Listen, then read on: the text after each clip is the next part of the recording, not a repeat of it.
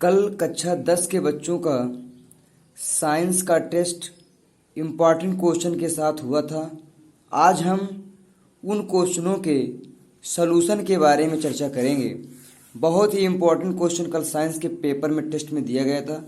आज हम test solution पर बात करेंगे।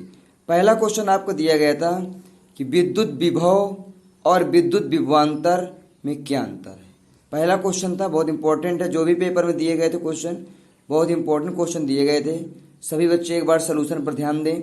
जिन बच्चों का भी नोट्स नहीं बना है, नोट्स भी वीडियो की इसीलिए दी जा रही है कि आपको इंपॉर्टेंट क्वेश्चन की चर्चा की जा रही है, इसमें आप नोट भी तैयार कर लें।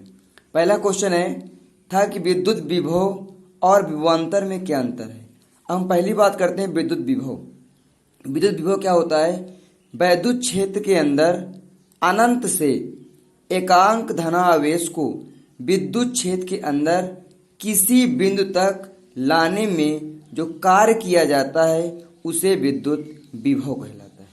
उसे विद्युत विभव कहते हैं। मतलब कहने का मतलब, जब वैद्युत क्षेत्र के अंदर अनंत से किसी एकांक धनावेश को वैद्युत क्षेत्र के अंदर किसी बिंदु तक लाने में जो कार्य किया जाता है उसको हम लोग वैद्युत विभव बोलते हैं।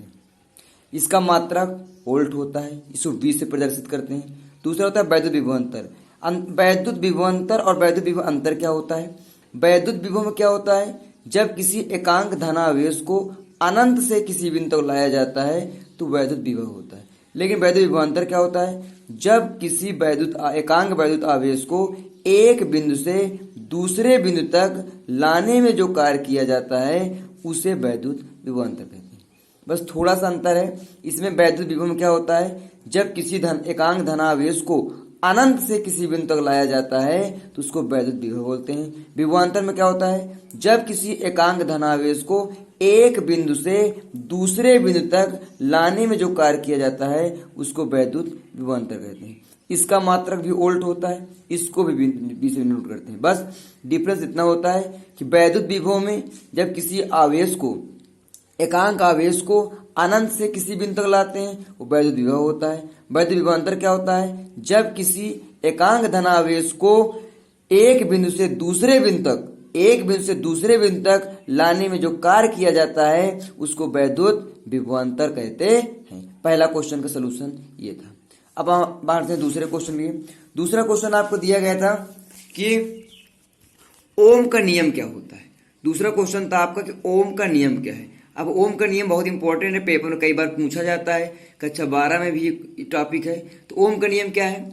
यदि किसी चालक की भौतिक अवस्थाएं क्या होती हैं? जैसे ताप, दाब, लंबाई, मोटाई आदि अपवर्तित रहें, मतलब इनमें कोई परिवर्तन न हो।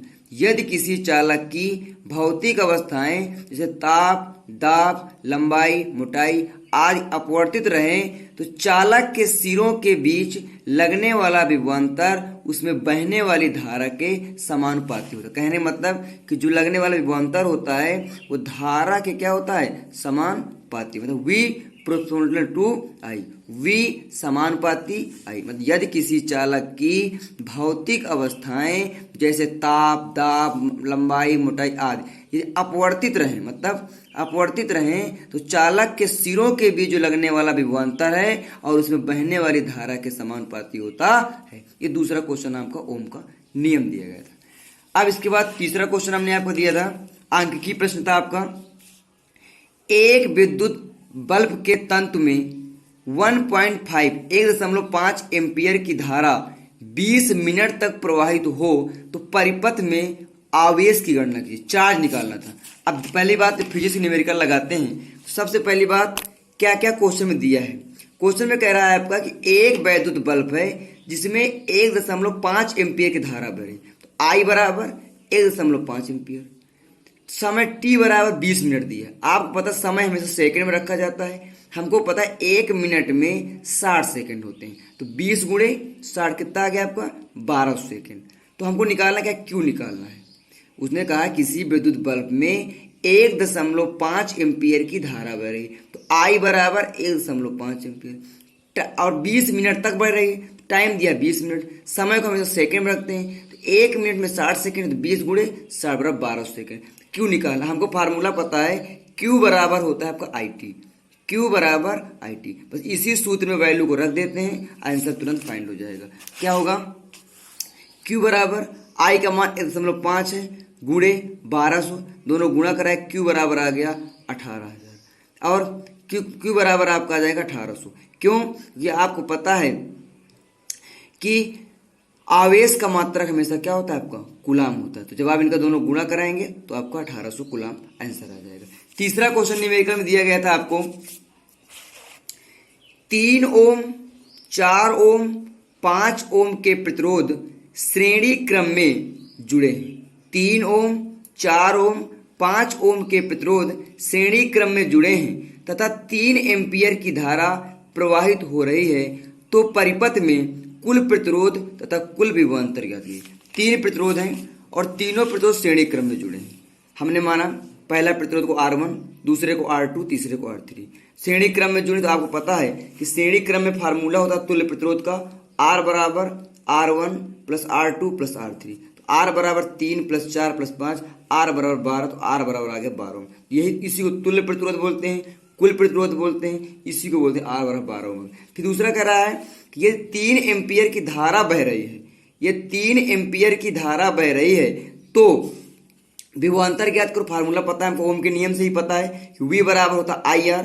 तो V बराबर I का मान 3 है, R का मान 12 निकाला है, तो 12 3 36 वोल्ट। विभवांतर मात्र लिखना अनिवार्य है, विभवांतर मात्र क्या होता है वोल्ट, 36 वोल्ट। इसके बाद अगला क्वेश्चन आपका था 1 वोल्ट की परिभाषा लिखिए। एक क्वेश्चन था आपका 1 वोल्ट की परिभाषा लिखिए। वोल्ट की परिभाषा, 1 वोल्ट की परिभाषा क्या होती है, यदि किसी चालक में 1 कूलाम धनावेश को वैद्युत क्षेत्र के अंदर किसी बिंदु तक जाने में किया गया कार्य 1 जूल हो, तो उस बिंदु का विद्युत विभवांतर 1 वोल्ट होता है। अगर यदि किसी चालक में 1 कूलाम धनावेश को किसी बिंदु तक लाने में 1 जूल कार्य करना पड़े, तो उस बिंदु पर जो उत्पन्न विद्युत विभवांतर होता है वो 1 वोल्ट। क्योंकि आपको पढ़ा है कि अभी आपने विभवांतर के बारे में पढ़ा था कि यदि किसी चालक को किसी एकांक धनावेश को अनंत से किसी एक बिंदु से दूसरे बिंदु लाने जो कार्य करना पड़ता है वो विभवांतर होता है। अब 1 वोल्ट की परिभाषा है, तो इसमें यदि किसी चालक में 1 कूलाम का आवेश हो और किसी बिंदु तक लाने में जो 1 जूल का कार्य करना पड़े, तो उत्पन्न विभवांतर को क्या कहते हैं, 1 वोल्ट कहते हैं। ये 5 क्वेश्चन पर हमने चर्चा किया, टेस्ट में दिए गए थे आपके, और इन क्वेश्चनों को एक बार रिवाइज कर लिए। 5 बहुत मोस्ट इंपॉर्टेंट है, क्योंकि टेस्ट में इंपॉर्टेंट क्वेश्चन को ही रख, ऐसे ही सभी सब्जेक्ट के इंपॉर्टेंट क्वेश्चनों को चर्चा की जाएगी। ये आपका टेस्ट सोल्यूशन था जो कल आपका एग्जाम हुआ था। बहुत धन्यवाद। आप ऐसे ही वीडियो को पाइए और देखिए, और नोट्स भी इसके न बने, नोट्स भी बनाते चलिए। धन्यवाद।